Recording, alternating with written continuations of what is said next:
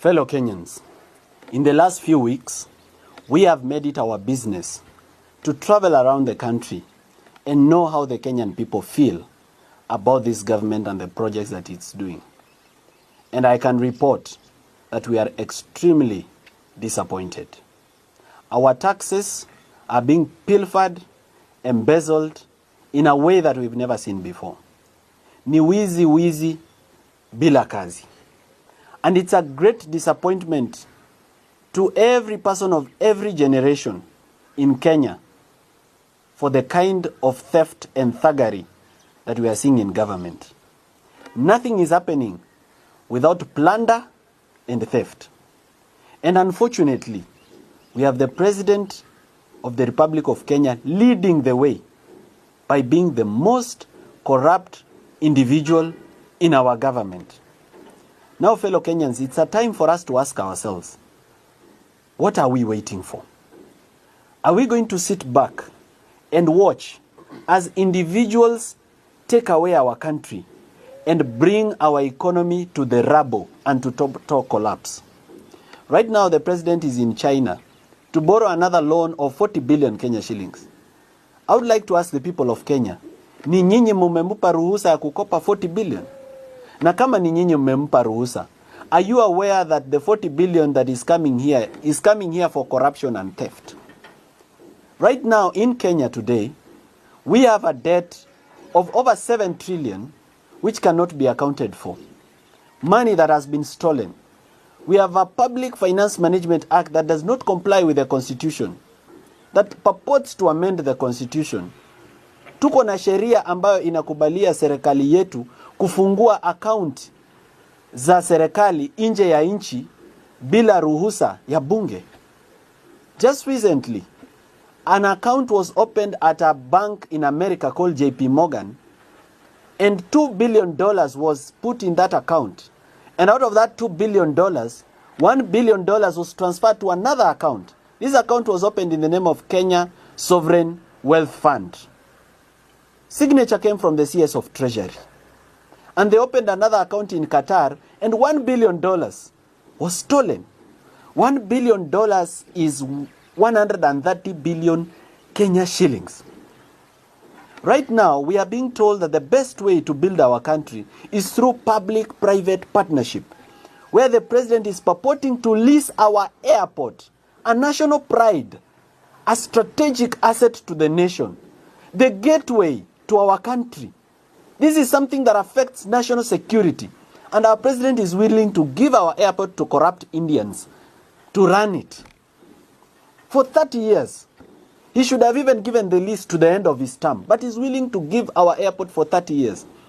This thing called public-private partnership is used to do money laundering in our country. The president is saying he is very proud of the expressway, but the expressway is a crime scene. The expressway ni pesa yetu ambayo iliibiwa kutoka SGR, kampuni ikaenda ikaregistrwa na Wakenya kule China, ikakuja Kenya ikajenga expressway, wakaanza kulipisha to launder money that was stolen through corruption. We've been to Nyandarua, where there is the Captain Ndunyunjeru Road, which is Mau Mau Lot 4.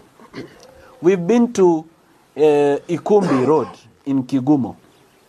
We've been to Olengoroni Stadium in Nakuru. We've been to Kamarini Stadium in Elgeyo Marakwet. We've been to the Kipkaren Water Treatment Project in Uasin Gishu. We've been to the Kangundo Road Wakulima's Market. We've been to Makweni, Katuake, Nunguni Road, which was allocated 362 million, and 255 million already stolen, and there is no road. We've been to Kabonyo Kanyagwal, a project worth 2.5 billion. That there is nothing to see. We've been to Kisumu, Afri-Cities Convention Center, and got Nanga Barube Road in Siaya, which are stalled, and Kanyadhiang Kadel Road in Homa Bay, and Mbita Sindosori Road. And all these are investments by this government where money is stolen and nothing is done.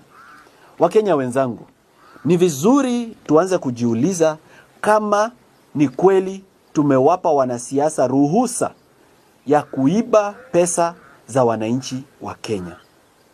The reason we've been traveling around the country is because 70% of the electorate of our country does not understand that corruption affects them.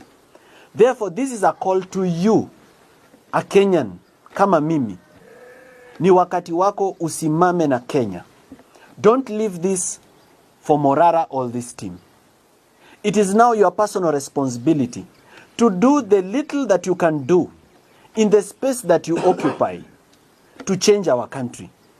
Mjue kwamba 70% ya wapiga kura Kenya wako mashinani na informal settlements.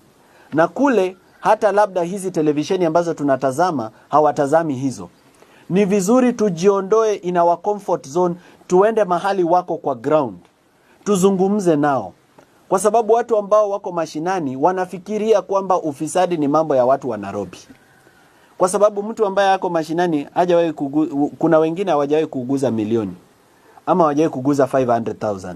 Sasa ukimwambia bilioni 5 ama bilioni 12 imeiba from treasury, hawaelewi and they are not able to connect.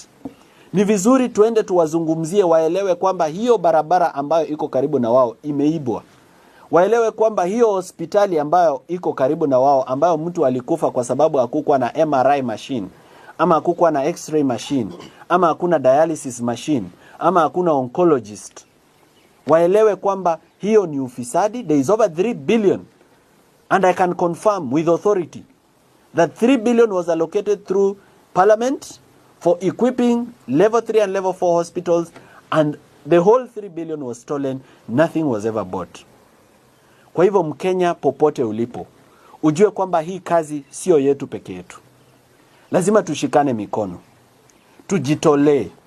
Kila mtu azungumze na familia yake. Uzungumze na marafiki zako. Mkiwa katika chama ya wamama, zungumzia uongozi mbaya na ufisadi. Ukiwa katika kuchumbiana ama date, set aside 5 minutes ya kuongelea mambo ya ufisadi na uongozi mbaya. Na mimi nataka kumuonya na kumpa onyo kali Mheshimiwa William Ruto. Nilimwambia kwenye televisheni tukiwa JKL kwamba yeye tayari amekwisha kuwa bilionea. Hakuna kitu kingine ambayo pesa inaweza kumsaidia kwa sasa. Hawezi kununua afya njema na hawezi kununua uzima wa milele na milele. William Ruto, you cannot buy eternal life. Stop stealing. If the president stops stealing, members of parliament wataacha kuiba. Governors wataacha kuiba. Senators wataacha kuiba. Kama rais mwenyewe anaweza kuacha ufisadi. This spirit of greed must end in our country. And I'm encouraging all the people of our country across all generations, whether you are a Gen Z, a millennial, a baby boomer, this is your moment. Usijione mdogo. Na usione kama uko na followers kidogo, ama wewe si mwanasiasa, ama wewe si mtu wa kuzungumza. Sisi ambao tumesimama hapa tumejitolea.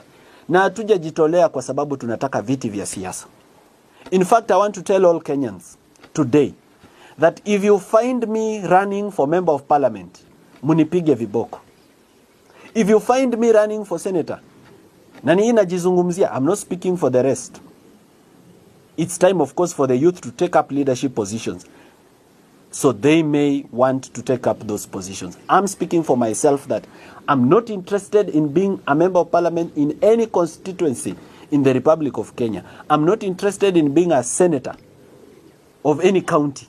I'm not interested in being a governor of every county.